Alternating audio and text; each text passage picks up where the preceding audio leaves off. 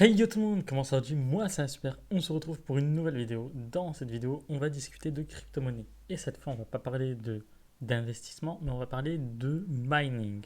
Le mining, c'est quoi? C'est le fait de miner des cryptos, c'est-à-dire vous utilisez la puissance de votre machine pour faire avancer la blockchain, et en échange, la blockchain vous récompense avec des crypto-monnaies.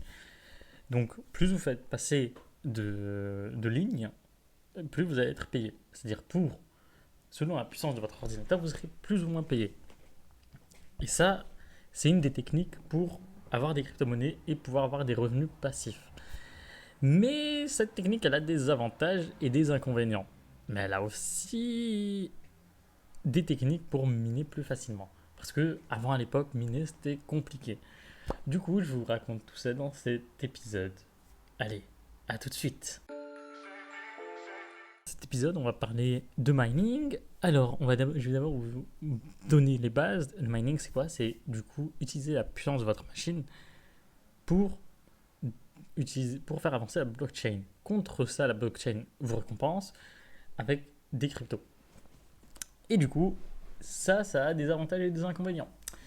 Alors, les avantages, ça vous fait des revenus. Vous êtes d'accord, un peu d'argent de temps en temps, ça fait pas de mal. Plus votre salaire ou votre bourse pour les étudiants. Mais ça permet aussi d'accélérer la progression des crypto-monnaies et de leur influence dans le monde. Parce que plus de gens vont utiliser des cryptos, plus les gens vont voir que les gens utilisent des cryptos et plus les entreprises vont voir que les gens sont à la recherche de ça, plus les entreprises vont investir, les pays vont investir et ça va permettre au fur et à mesure d'agrandir le monde des cryptos comme ce qui se passe en Europe et le fait que en Europe, l'euro va bientôt devenir une crypto-monnaie aussi. Il y a aussi le fait de pouvoir découvrir un nouveau monde, parce que on est d'accord, rester sur les bases qu'on connaît tous, que l'on apprend à l'école, etc., au bout d'un moment, ça devient chiant et on veut connaître de nouvelles choses. Et du coup, apprendre le monde de la crypto et du mining, ça permet de découvrir de nouvelles choses, découvrir un nouvel univers que l'on ne connaît pas.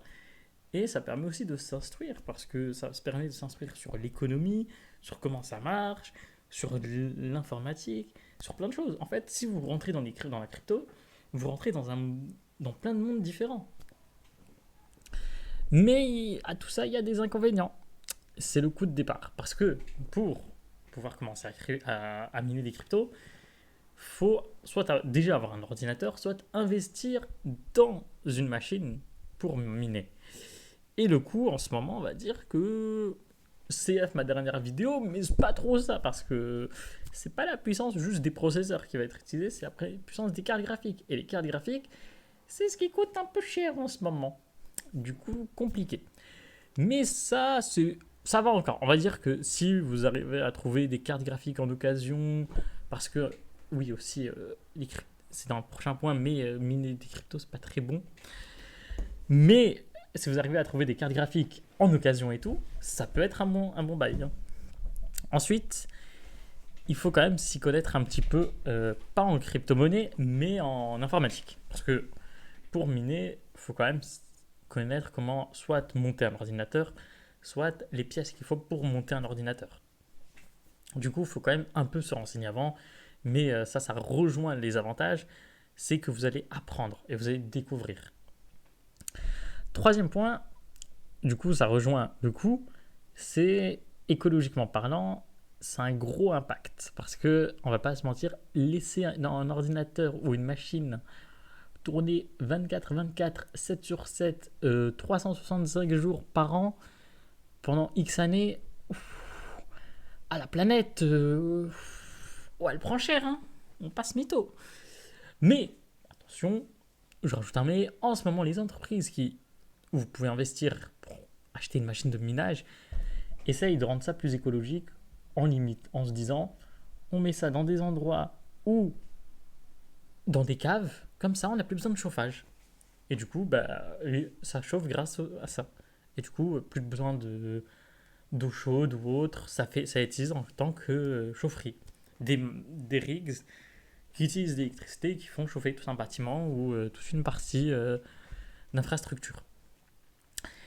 Et du coup, Ça revient aussi au quatrième point négatif, c'est l'électricité. Euh, on va dire que si vous vivez seul, vous allez faire deux trois crises cardiaques. Et si vous vivez chez vos darons, ils vont un peu câbler. Hein. Ouh, je vais pas vous mentir que.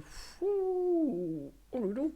Parce que ça, un PC qui tourne à 100%, ouf, ça pompe de l'électricité. Hein. Surtout, on va dire que si vous avez une ou deux cartes, ça va encore. Mais ceux qui sont déter et qui font des rigs chez eux, sans être en entreprise, hein, parce que quand on est en entreprise, ça va encore, on peut déduire les coûts grâce à son entreprise, mais quand on est en personne normale, personne privée, ouf, ça fait mal. Hein. Ah, les factures EDF, ouf, ça pousse. Hein. Mais maintenant, vous allez me dire, on a les avantages, on a les inconvénients, mais j'ai envie de me lancer. Comment faire? Eh ben, installe-toi, Jamy, je vais t'expliquer. Comment faire, comment faire. Ben, déjà, il faut avoir une machine. Du coup, soit tu vas sur Top Achat et tu prends une machine qu'il faut. Tu prends juste processeur, carte mère, carte graphique et disque dur et tout. Soit tu te dis, j'ai déjà un ordinateur, mais j'ai envie de le garder en tant qu'ordinateur et j'ai envie de me faire une machine, un rigs à côté. Comment faire? Ben, alors, soit tu commandes sur Internet, il y a des sites qui sont faits pour ça. Soit tu es déterminé comme Capette sur Twitter, tu montes le rig toi-même. Ou soit tu es un autre level de flemmardise, tu appelles une entreprise, tu dis écoute, j'ai besoin d'un rig, tu me fais ça, ça, ça. Et il te vend le rig complet avec l'OS qu'il te faut. Avec un OS à lui. Je vous mettrai aussi le site de cette personne en description, c'est Asher. Il a fait un site où il te donne une machine clé en main. Du coup, troisième solution, c'est acheter une machine faite pour ça. Alors, je n'ai plus le nom exact de ces machines, mais en gros, c'est des machines qui vont et qui vont miner et qui sont faites seulement pour miner. Alors que les rigs, eux, tu peux aussi les utiliser comme ordinateur. Même si, bon, avoir un PC avec 36 cartes graphiques, à part pour jouer à Battlefield dans 4K 60 000 FPS, et même là, je suis pas sûr que ce soit très stable, ça sert pas à grand chose. Mais une fois qu'on a la machine, comment on fait? Ah ben, t'as le choix. Comme je t'ai dit avant, soit tu contactes une entreprise comme celle d'Asher, ta clé en main, t'as juste à allumer le PC, à te créer un compte. Smartly, frérot, t'as pas le temps, tu te fais la thune et tu rembourses la machine au fur et à mesure. Soit t'as fait ta machine toi-même et tu te dis bon, je suis déter, je vais regarder moi-même quel logiciel il faut, ouais, je vais coder comme ça, nanani, et t'es déter. Soit t'es comme moi, t'es un putain de flemmard, tu te dis bon, allez, Smerly, Nice Hash, hop, tu télécharges soit l'OS, soit leur logiciel, t'es tranquille, tu lances, tu te crées un compte, ça te crée un wallet. Smerly frérot, 2 minutes chrono, t'as un compte, tu peux commencer à miner et t'es tranquille. Ça te choisit les plugins qu'il te faut, ça te mine les cryptos qui t'ont. Bon, seul souci avec NiceHash, c'est que tu ne peux pas payer selon la crypto que tu mines, mais tu es toujours payé en Bitcoin. Donc ça peut être un souci, mais si tu es un flemmard, tu fais ça. Si tu n'es pas un flemmard, tu regardes et que tu t'es renseigné et tout, tu regardes un peu, tu te dis bon, je vais faire une machine pour miner l'Ethereum, je vais faire ça aujourd'hui, tu regardes un peu les cours et tu changes toi-même de type de minage que tu veux. Il faudra juste avoir le portefeuille dans les différentes devises. Oui, devises crypto quoi. Alors, on va dire que l'on part du posteriori que tu veux télécharger NiceHash. Alors, soit tu as un rig et tu te dis, bon, je vais télécharger NiceHash parce que la flemme. Ou soit tu as un PC et tu te dis, je vais juste télécharger NiceHash comme ça, quand je suis pas sur l'ordinateur, et je vais miner. Alors, comment faire? Alors, déjà, frérot, comme tous les sites, comme tous les logiciels, faut te créer un compte. Tu connais le bail, adresse mail, nom d'utilisateur, nom, prénom. Comme c'est dans la crypto, il faut mettre avis d'impôt, carte d'identité, avis fiscal. Limite, il faut mettre aussi échantillon d'ADN. Tu mets tout ce qu'il faut pour que ton compte soit accepté. Il faut aussi envoyer des photos, mais ça, c'est quand tu veux faire les transferts en euros, avoir ton compte certifié et tout. Il Faut mieux avoir un compte certifié dès le début, au moins vous êtes 100% sécure et tout, sans souci. Ensuite, une fois que tu as fait ça, tu as créé ton compte et tout, tu te dis bon, et là je suis déter. Donc tu choisis entre soit télécharger l'OS, soit télécharger juste le logiciel. Si tu télécharges l'OS, tu télécharges sur une clé USB, la clé USB tu le rentres dans ton rigs et tu démarres la clé USB, tu démarres ton rigs et tu fais en sorte que ça boot sur la clé USB. En fait, c'est comme Windows, tu crées une clé de boot pour l'OS. Une fois que tu as fait ça, ça te lance l'OS et ça te fait en sorte que ça mine automatiquement les cryptos qu'il te faut et ça envoie l'argent toutes les X euros ou tous les X heures sur ton compte. Ça, c'est la solution avec l'OS. Mais si tu sélectionnes le logiciel, c'est encore plus simple. Ça te télécharge le logiciel sur ton ordi, comme tous les logiciels. Ça te demande de te connecter, comme tous les logiciels. Une fois que tu as fait ça, ça va te dire accepter, accepter, accepter. Petit disclaimer, attention, il faudra juste désactiver vos pare-feux Windows en 2 spi le temps de faire de lancer NextHash parce que Windows il casse la tête avec les crypto-monnaies. On se demande pourquoi. Une fois que c'est fait, qu'est-ce que tu fais? Tu lances le logiciel. Une fois que tu as tout accepté, que Windows c'est bon, tu t'emballais, que tu as désactivé, c'est bon, smerly frérot, tu dis je te réactive quand j'ai fini. Tu lances, tu fais le benchmark qu'il te demande, parce qu'il faut bien que le logiciel reconnaisse les composants que tu as dans ta machine. Une fois que tu as fait ça, tu dis bon, je vais gagner combien? Soit tu paramètres le logiciel pour que ça te dise le nombre que tu vas gagner par heure, soit par jour, soit par semaine. Et attention, petit truc en plus, tu peux rajouter le coût du kilowattheure.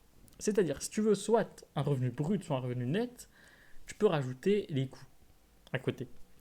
Par exemple, si tu as un coût du kilowattheure à 10-15 centimes, tu mets, on va dire, entre deux, tu mets 13 centimes.